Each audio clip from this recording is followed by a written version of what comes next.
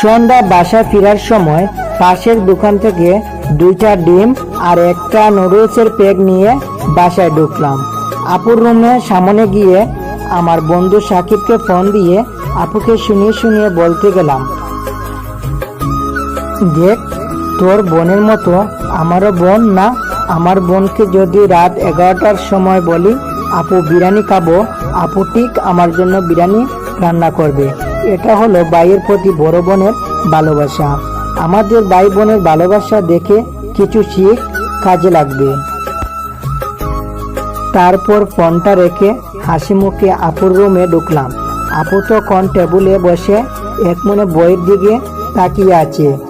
আমি একটু কাশি আওয়াজ করতেই আপু আমার দিকে তাকিয়ে বলল, আমি কি তোর গায়ের টেবিলের মনে হয় যে তুই আমাকে হাওয়া দিবে আর আমি ফুলবো? কয়েকদিন পর আমার পরীক্ষা, এখন চোখের সামন থেকে যা। আমি কোনো নুডলস রান্না করতে পারবো না। আমি নুডলসের প্যাক আর ডিমগুলো আপুর বিছানা রাখতে বললাম। আমার ফ্রেশ হতে 10 মিনিট লাগবে, ততক্ষণে হয়ে যায় আশা করি। আপু চিৎকার করে বলল, বান্দর, আমি বলছি না আমি পারবো না।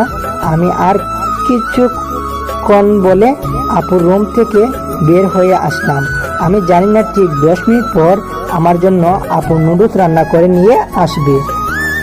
পরের দিন সকালে শ্রাবণী আমার গার্লফ্রেন্ড সাথে দেখা করতে যাব, অথচ হাতে 1 টাকা নেই।